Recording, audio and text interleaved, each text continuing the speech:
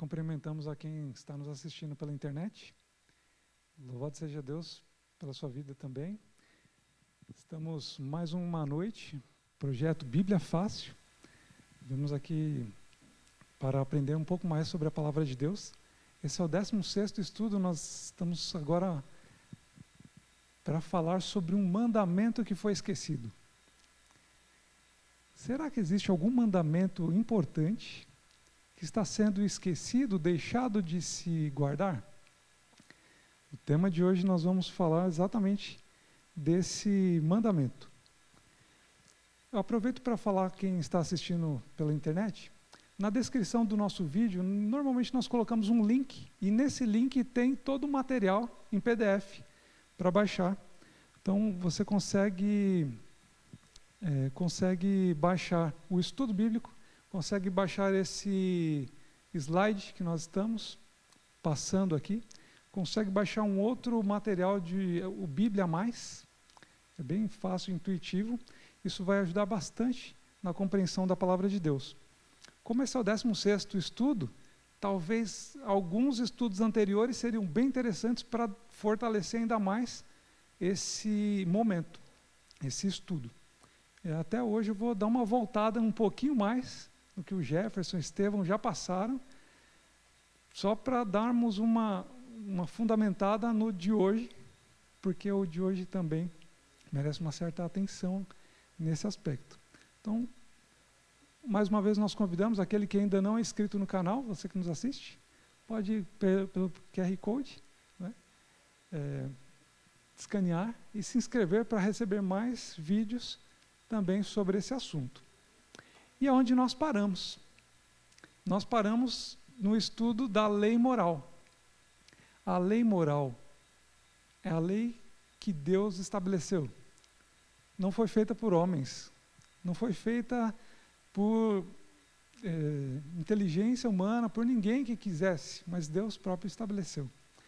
E algumas das citações, né, o próprio apóstolo Paulo, ele escreveu assim: a lei é santa, o mandamento ele é santo, justo e bom. Está lá em Romanos 7, verso 12. Davi escreve um salmo, né?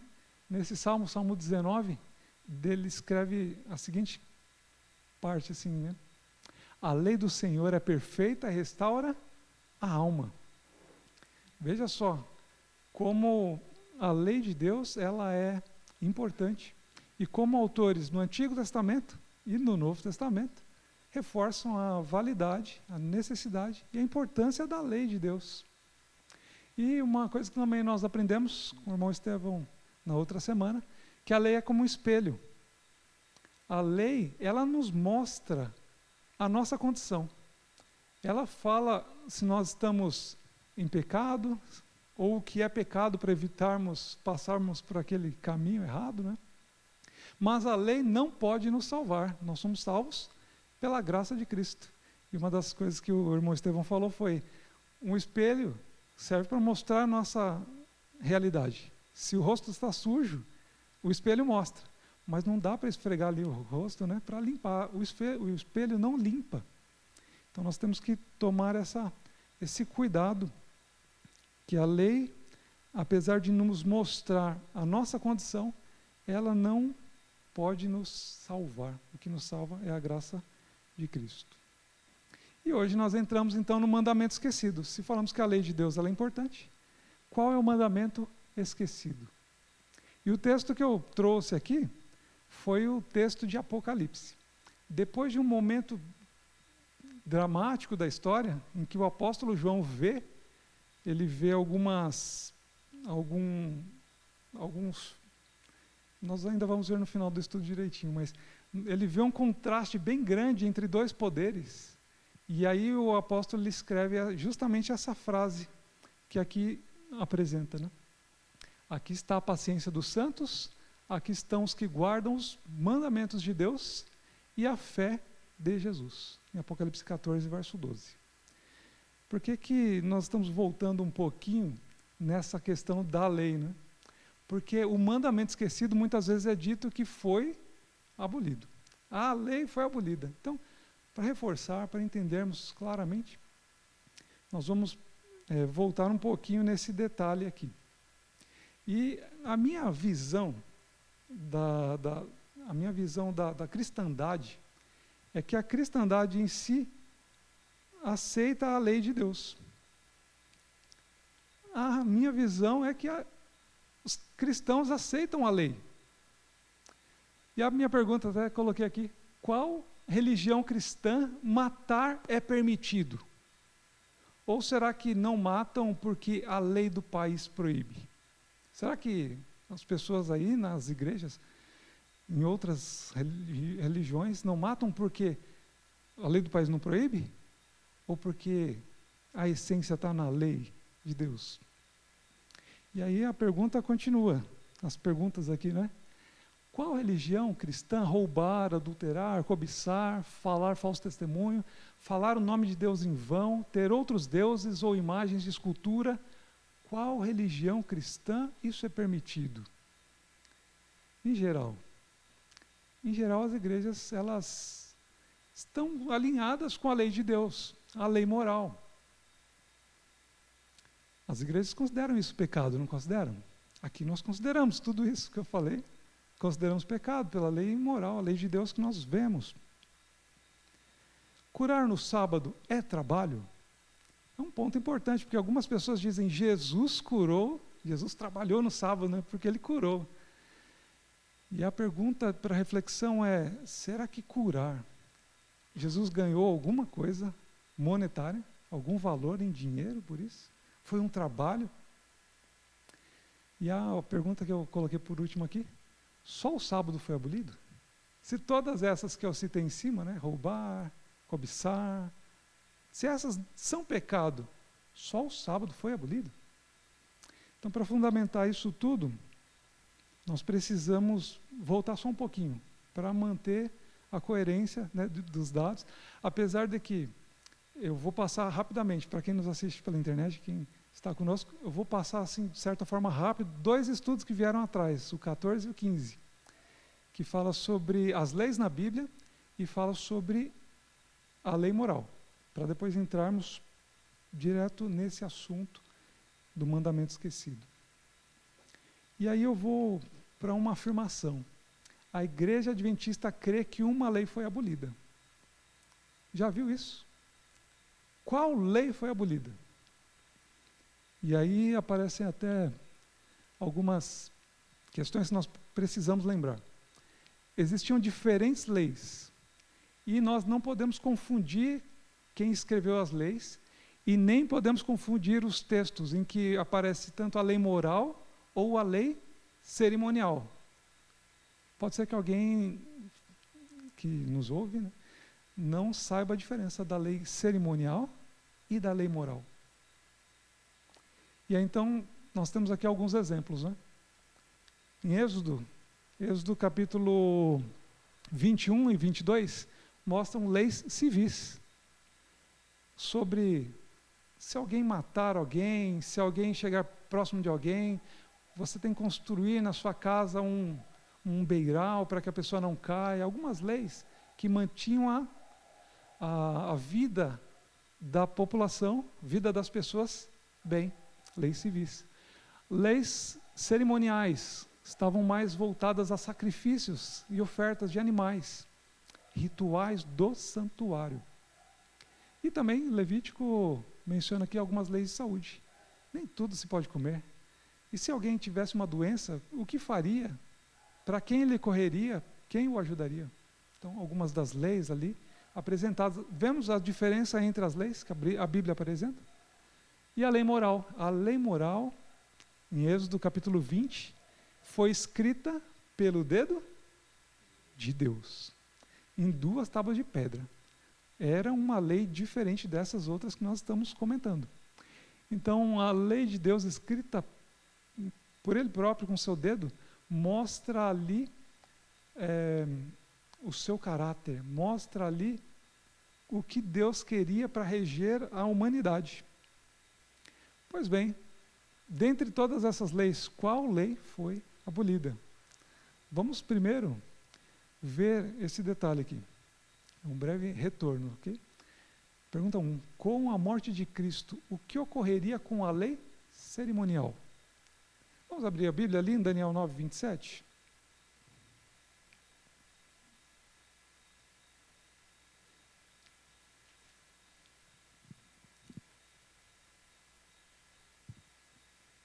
Daniel capítulo 9, verso 27.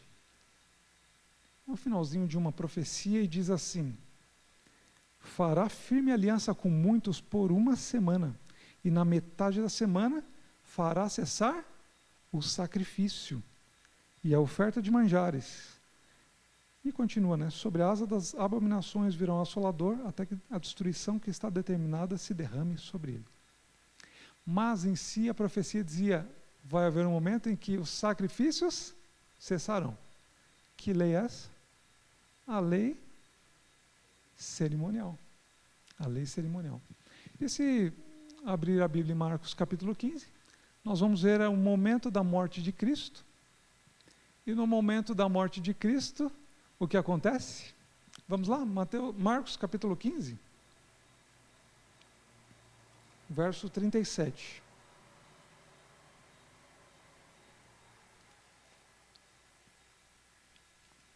Marcos capítulo 15, verso 37. Jesus está à cruz.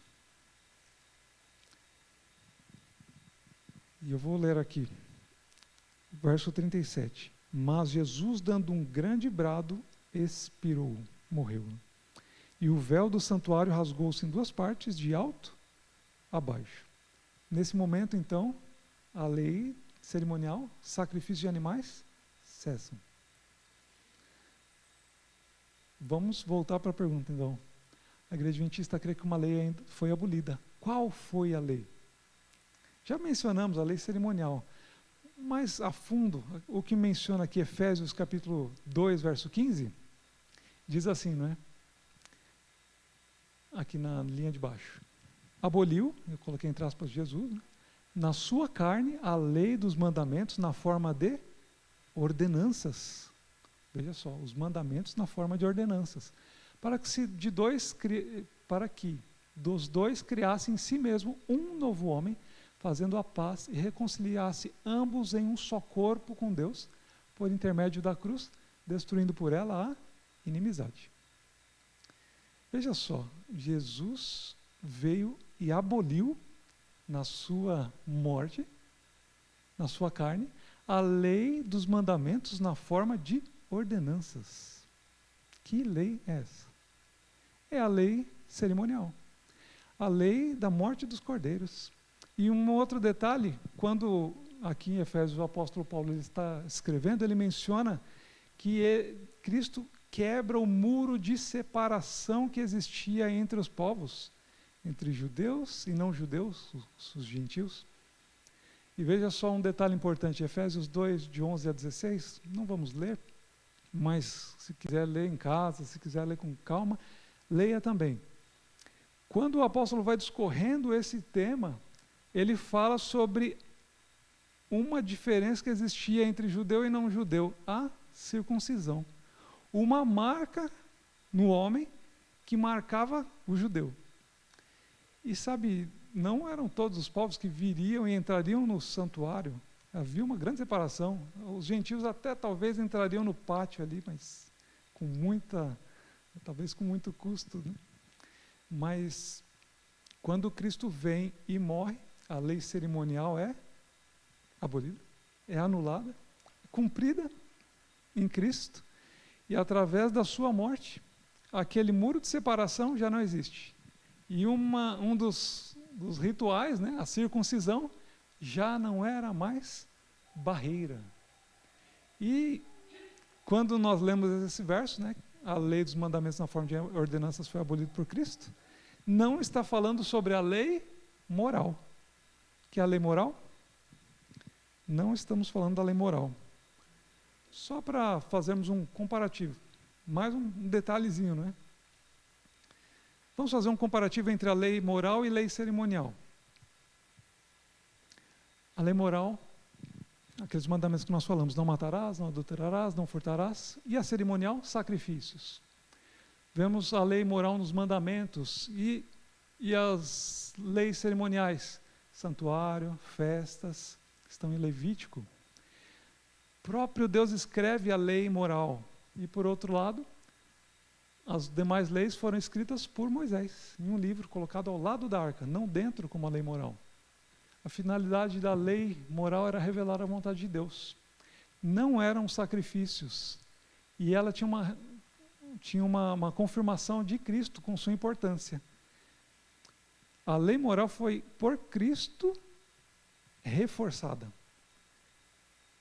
Mateus 5,17 diz que Cristo não veio abolir a lei, revogar a lei, veio cumprir a lei. E um outro evento em que ele encontra o jovem rico pergunta: Senhor, o que farei? Bom mestre, né? Que farei para herdar o reino dos céus? E Jesus diz: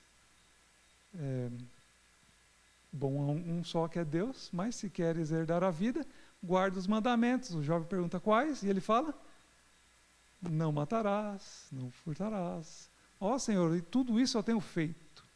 Jesus disse quais palavras da lei? Que lei?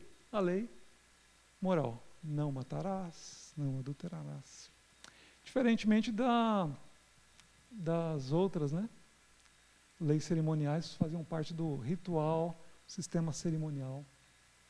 Por que nós entramos nesse assunto novamente? Porque o mandamento esquecido tem a ver com o dia de sábado. E o sábado, assim como existem duas leis básicas, né? A lei moral, que Deus instituiu, Deus falou: não mate, não roube, não adultere, não cobice. E Deus também disse, nós vamos ler o próximo texto. Na outra lei, a lei cerimonial, já é diferente. Existem ali ordenanças para como se sacrificar um animal, como seguir, através dos ritos do santuário. E aqui, existem dois tipos de sábado na Bíblia. Então, para quem diz que o sábado foi abolido,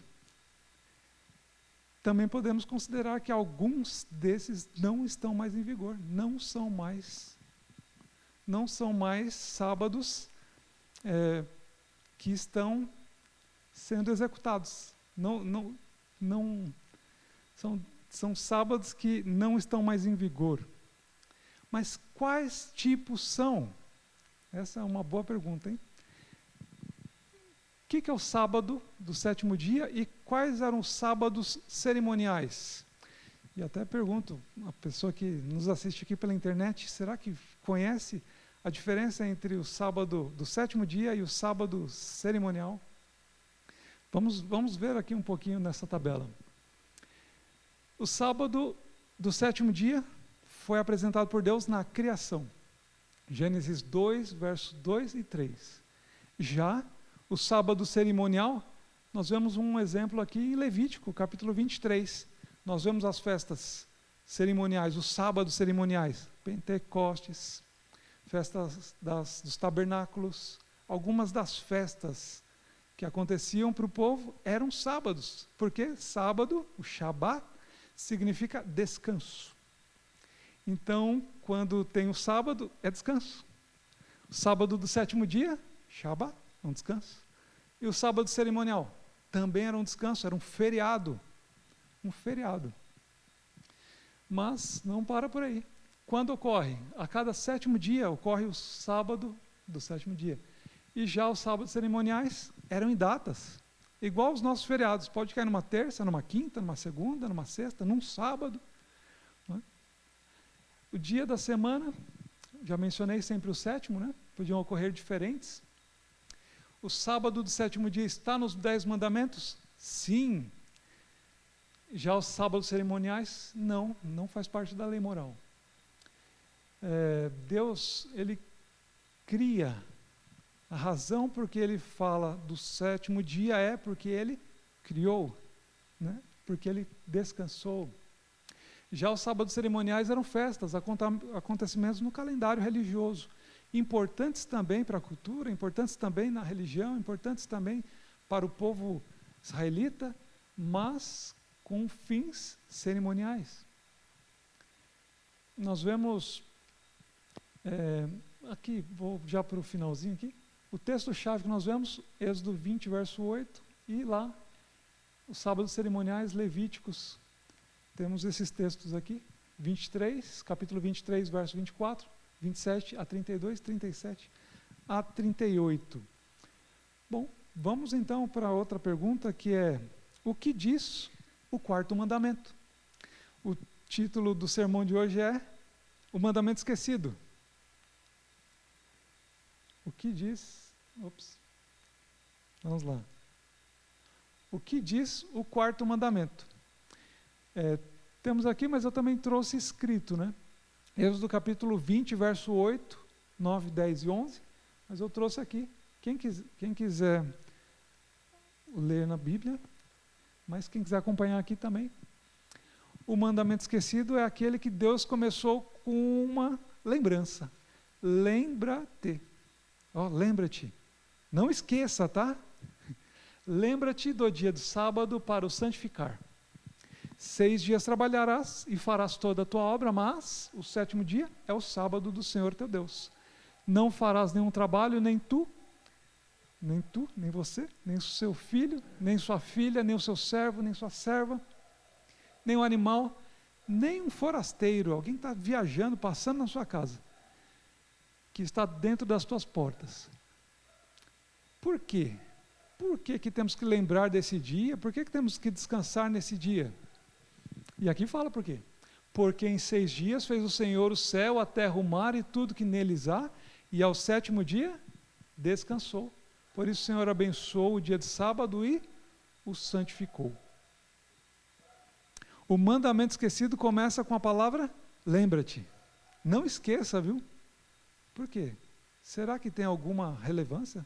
Deus, em sua onisciência, queria já deixar alguma coisa bem marcada na história? E eu queria te fazer uma pergunta. Vocês sabem quais são os maiores grupos religiosos, as maiores religiões que existem no mundo? Vamos olhar? As maiores religiões do mundo. Bom, aqui estão as maiores, né? E também algumas menores ali que fazem parte da nossa ilustração aqui. Mas o cristianismo, que nós fazemos parte, como cristãos, né? Tem aproximadamente, esses são números aproximados. A pesquisa que eu encontrei foi do ano de 2020, então já está desatualizada também. Mas para termos uma ideia de como foi a evolução desses números, como a evolução do crescimento religioso no mundo, temos essa ideia. Cristianismo com 2,3 bilhões de pessoas. A segunda maior, o islamismo, com 2,0, né? 2 bilhões de pessoas, de membros ali, adeptos. Em terceiro lugar vem o hinduísmo, com 1,2 bilhão de pessoas ali adeptas, né? Mas vemos que sem filiação religiosa, temos, digamos, a terceira maior, né? 1,9 bilhão de pessoas não religiosas. E dentre elas, até anotei do ladinho, ateus e gnósticos. Eles normalmente são colocados nesse grupo também.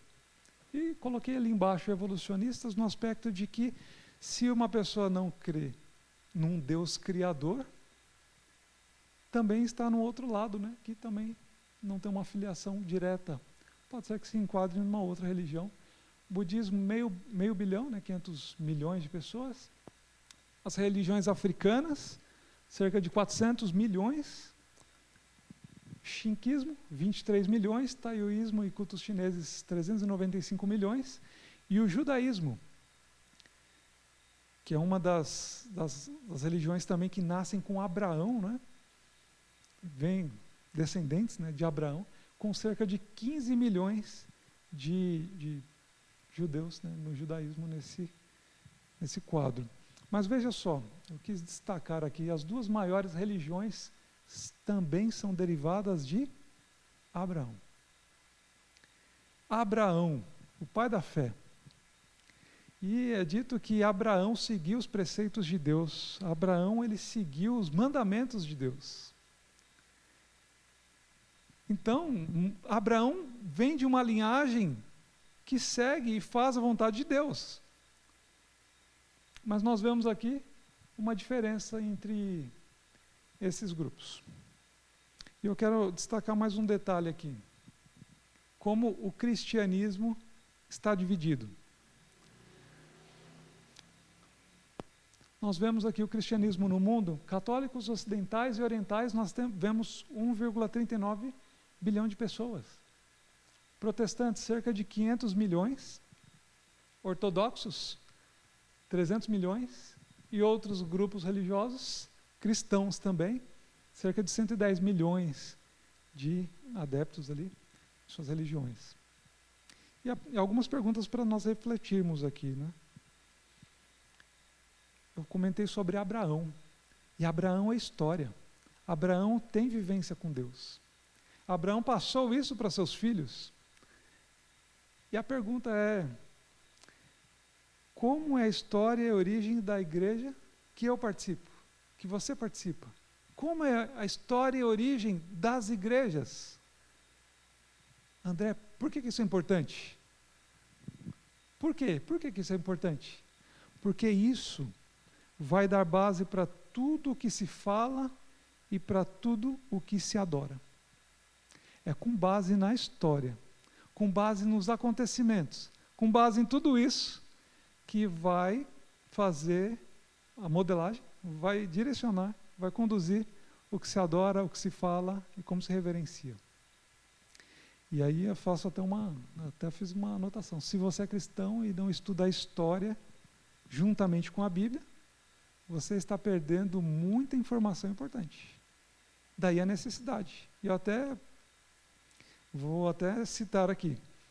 Quem nos ouve pode não acreditar em mim diretamente. Vá nas fontes, e eu incentivo mesmo. Vá na fonte.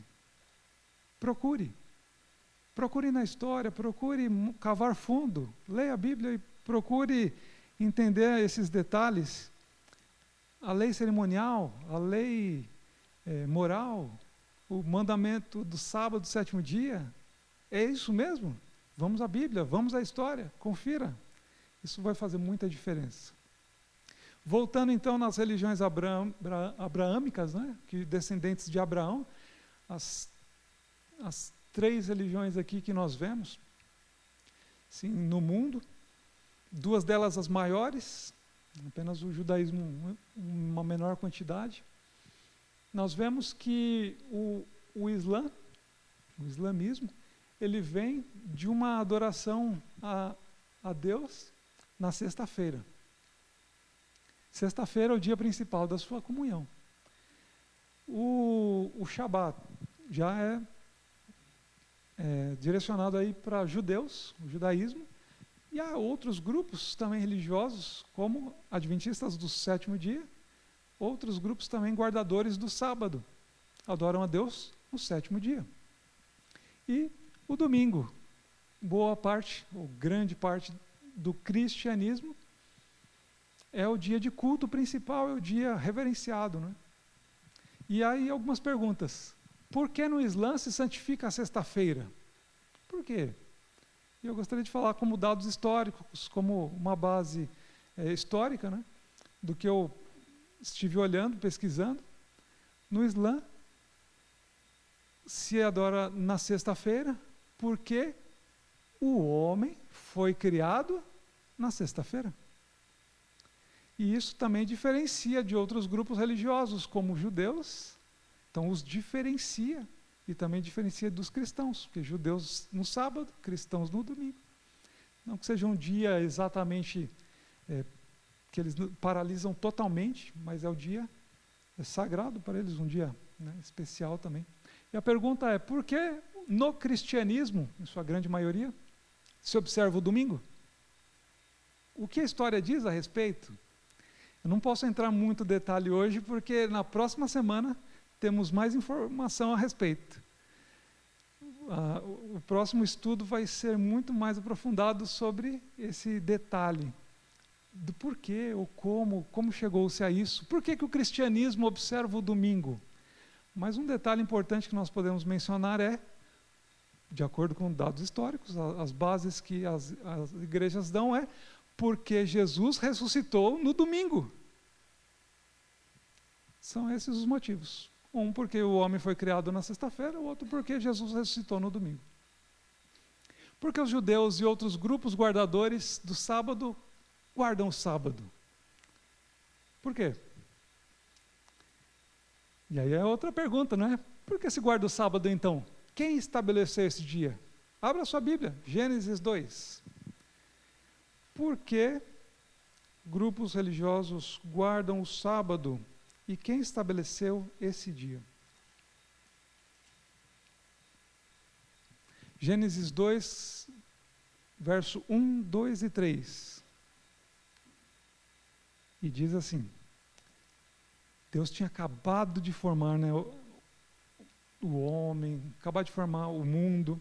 E o verso 2 diz assim: Assim, pois, foram acabados o céu, a terra e todo o exército de todos os animais, de tudo que tinha sido feito, né? E havendo Deus terminado no sétimo dia a sua obra que fizera, descansou nesse dia de toda a obra que tinha feito. Abençoou Deus o sétimo dia e o santificou, porque nele descansou de toda a obra que como Criador fizeram. Por que grupos guardadores do sábado guardam o sábado? Alguns dizem, o sábado foi feito para judeus. Mas veja, no mundo perfeito, sem pecado, sem que existisse uma nação, Deus, o Criador, abençoa, descansa e santifica.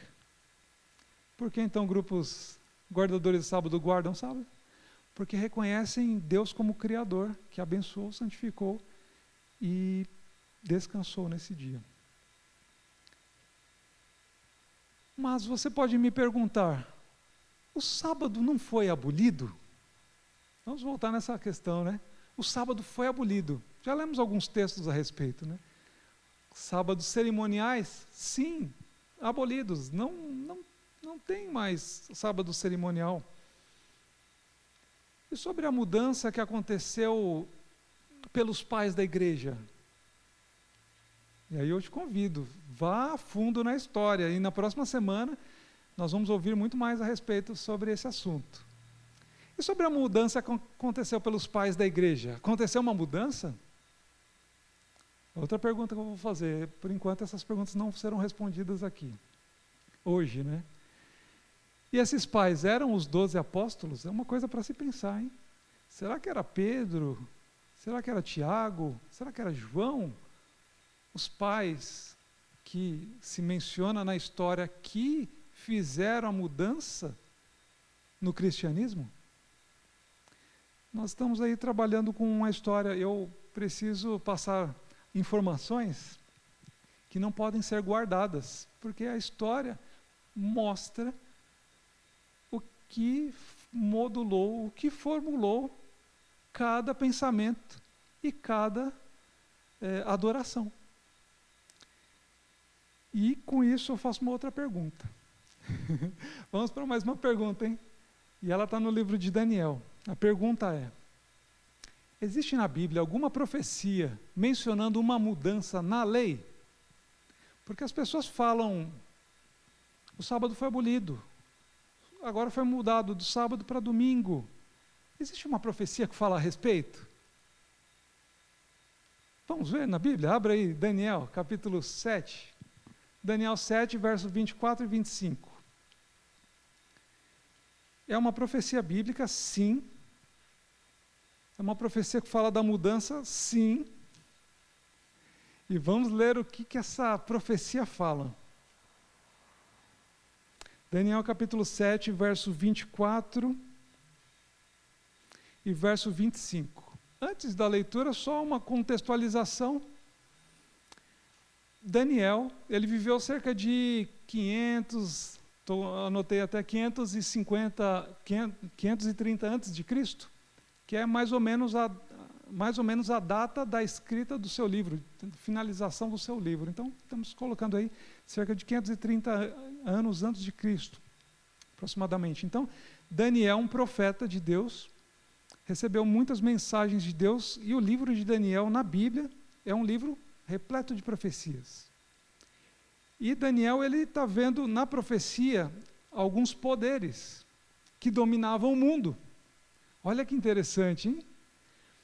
E aqui Daniel 7, versos 24 e 25, nós vamos ver uma profecia que fala sobre a mudança na lei. Abra a sua Bíblia, vamos lá. Daniel 7, versos 24 e 25. É simbólico, mas vamos tentar entender. Os 10 chifres correspondem a 10 reis. Então, o simbolismo é o chifre. Mas, nesses animais que tinham chifres, esses chifres representam reis. O rei tem poder, não tem? O rei tem poder. Os 10 chifres correspondem a 10 reis que se levantarão naquele mesmo reino. E depois deles se levantará um outro e será diferente dos primeiros e derrubará 3 reis. Veja só, Daniel falando da história muitos anos antes de acontecer, inspirado por Deus, plenamente por Deus. Ele diz, desses poderes, 10 poderes, um poder virá com tanta força que vai derrubar 3 poderes desses reis. E o verso 25 fala da profecia que a gente está procurando. Proferirá palavras contra o Altíssimo. Quem? Esse poder. Proferirá palavras contra o Altíssimo, magoará os santos do Altíssimo, cuidará em mudar os tempos e a lei. E os santos lhe serão entregues nas mãos por um tempo, 2 tempos e metade de um tempo. Essa é uma profecia bem complexa, grande até, mas vamos tentar resumi-la para o que nós estamos estudando aqui. Sem entrar tanto em detalhes, mas tentando entender o que aconteceu. A profecia diz, virá um poder. Daniel está 530 anos antes de Cristo nascer. E a mudança aconteceu depois de Cristo ter nascido. Mas já existia uma profecia, falando que viria um poder que mudaria. Mas ele mudaria com base no que Deus havia pedido? Não, porque fala, magoará os santos, proferirá palavras contra o Altíssimo e mudará os tempos e a lei. Veja só, essa profecia aconteceu. Mais detalhes nós teremos no próximo estudo, então não perca. Um detalhe que eu quero pontuar aqui, e retornando naquele pensamento sobre as religiões mundiais. Vou voltar aqui para nós vermos, acho que ficaria interessante. As religiões mundiais. 2 grandes religiões vieram de Abraão, servo de Deus fiel. Imagine se os filhos de Abraão permanecessem fiéis também, como seria? O cristianismo fiel, 2,3 bilhões de cristãos. O cristianismo vem de Isaac, que tem o filho Jacó, que muda o nome para Israel, vem as tribos de Israel, não é? Exatamente. Então, o cristianismo, e depois de Israel, nós vemos Jesus aparecendo e formando a igreja cristã. O islamismo vem de Ismael, o outro filho de Abraão. Só que Ismael, a gente vê que ele tinha uma influência da mãe egípcia. E Ismael, pela história, nós vemos que não seguiu exatamente como Abraão. Ismael não foi da mesma linhagem. Mas imagine somar esses 2 grupos, se permanecessem fiéis, teríamos aí 4,3 bilhões de pessoas. E esse grupo todo, ressaltando o Criador do universo, Deus, o Criador, que fez o céu, a terra, o mar em 6 dias, crendo na historicidade da Bíblia, como Jesus crê, não é? Jesus, ele disse, não tens lido? Como no princípio foram criados homem e mulher, Jesus cria também no Gênesis. Um outro ponto de discussão bem importante para a nossa fé. Se esse grupo mantivesse-se fiel, nós teremos menos ateus, menos gnósticos, menos evolucionistas, ou talvez não teríamos, Imagine somar esse grupo sem filiação religiosa, crendo num único Deus poderoso. Teríamos cerca de 6,2 bilhões de pessoas, o mundo tem 8 bilhões. Qual seria a influência dessa mensagem para todo mundo? Mas, em 6 dias fez o Senhor o céu, a terra, o mar e tudo que neles há. Mas nem todos se mantiveram nessa linha. O sábado, já havia uma profecia dizendo a lei será mudada. O inimigo de Deus está sempre buscando a adoração e tudo gira em torno da adoração. Tudo. E um detalhe importante aqui que nós podemos mencionar: o sábado, o Shabá, o foco na adoração ao Criador. É a adoração ao Criador. E se pararmos para mencionar o domingo, pela história, o contexto histórico, tudo que se vê é uma adoração ao Deus Sol, aos astros. A base da celebração do sábado é um memorial da criação, exaltando Deus como Criador de todas as coisas. A base, Gênesis e Êxodo, instituídos por Deus. E o domingo? A origem em seu fundamento são associações pagãs, cultos astrológicos, aos astros. E a base, a tradição, a posterior ressurreição. Tudo gira em torno de adoração. Por quê? E o primeiro verso que nós lemos, ele falava sobre um grupo, que guarda os mandamentos. Se você quiser abrir a sua Bíblia, abra a Bíblia em Apocalipse, mas o texto está aqui também, apesar de pequenininho. Se está em casa, quer acompanhar conosco, abra a sua Bíblia, conferir. Quanto mais você conferir, mais buscar, mais certeza você vai ter do que está ouvindo. Não apenas creia sem buscar conhecimento, Mas veja só, eu diria que o mandamento esquecido, ele não foi um mandamento apenas esquecido, mas foi um mandamento erradamente substituído. Um mandamento substituído, não de forma certa. Apocalipse 14, versos 6, 7, 8, 9, 10, 11, 12. Vou ler aqui, porque eu acho bem relevante. É um contexto de... Apocalipse aqui é um contexto de adoração, é um contexto de batalha, e é um contexto, diria, de fé. E diz assim, João ele vê em visão, e ele vai escrevendo, o apóstolo João lá na ilha de Patmos ele escreve: eu vi um outro anjo voar pelo meio do céu, e ele tinha um evangelho eterno, para proclamar aos que habitam sobre a terra, a toda nação, tribo, língua e povo, a todo mundo, não era para grupos isolados. E o anjo dizia com grande voz: temei a Deus e dai-lhe glória. Olha só, temei a Deus e dai-lhe glória. Porque é vinda a hora do seu juízo. E além de temer a Deus e dar-lhe glória, fala assim: adorai aquele que fez o céu, a terra, o mar e as fontes das águas. Eu já li isso em algum lugar, Adorar aquele que fez o céu, a terra, o mar e as fontes das águas. No mandamento do sábado. Fala isso. Em Êxodo. Na criação do mundo. Fala isso. Olha, adorai o Criador. O que fez o céu, a terra, o mar e as fontes das águas. O anjo é enfático. Não é outro. É o Deus Criador. Abro até um parênteses aqui. Algumas religiões têm muitos deuses. E esses deuses são muitas vezes anjos caídos, demônios, de acordo com o que se menciona pela história bíblica.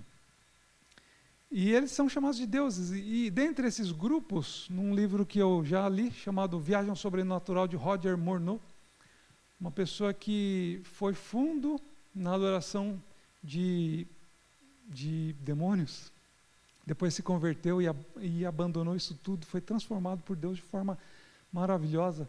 Roger Morneau, ele fala lá no templo satânico. As pessoas falam de muitos deuses, mas quando se referem ao Deus, por isso que nós cantamos no começo, ao Deus de Abraão louvai. Quando eles se referem ao Deus de Abraão, né, quando se refere ao Deus do céu, sabe como eles chamam? O Criador. Não chamam de Deus, eles falam o Criador, ironicamente. E a Bíblia está chamando um ponto muito importante, a nossa atenção para um ponto muito importante. Adore o Criador, aquele que fez o céu, a terra, o mar, as fontes das águas. O próximo verso diz: e outro anjo seguiu dizendo, caiu a grande Babilônia, aquela grande cidade, que a todas as nações deu a beber do vinho da ira da sua fornicação.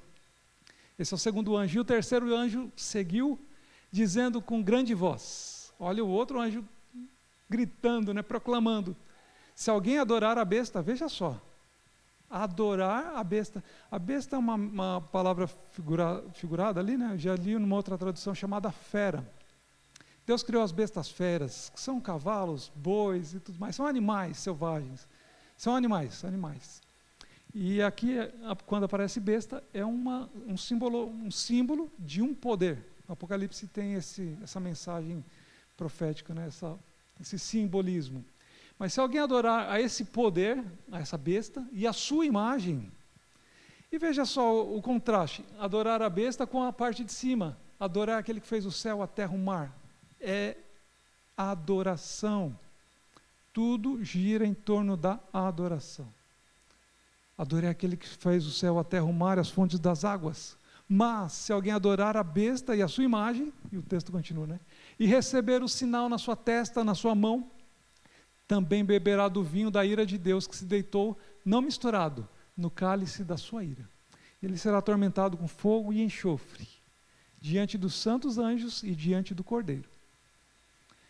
Até aí nós vemos um grande problema, uma grande disputa, né? Entre a adoração, entre adorar o sábado de Deus, do Criador, ou outro dia, outra divindade, outra coisa, outro material.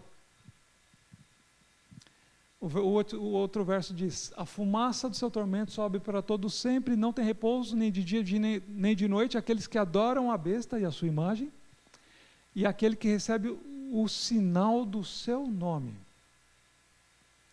E finaliza o texto como?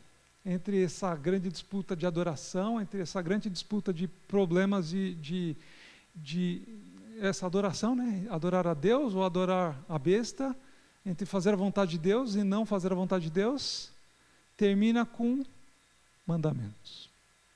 A lei de Deus, que todos acham que foi abolida. Diz assim, aqui está a paciência dos santos, aqui estão os que guardam os mandamentos de Deus e a fé de Jesus.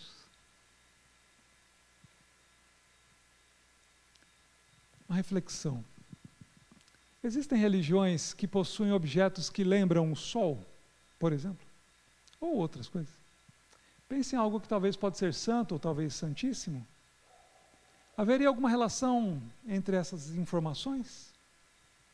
E ainda, será que existe uma disputa direta entre a adoração a isso tudo e ao Criador? Uma pergunta para reflexão, com base em tudo que nós vimos na história, né? Com base em tudo que nós vimos até o presente aqui. Eu gostaria de ler o último verso. O último verso está em Hebreus capítulo 8. Abra a Bíblia também, Hebreus capítulo 8. E é um texto também que fala sobre aliança, e tantas vezes eu já ouvi falar que nós hoje vivemos na nova aliança. Exatamente. Vivemos na nova aliança. Amém por isso. E o que é a nova aliança, de acordo com a Bíblia? O que Deus fala sobre essa nova aliança?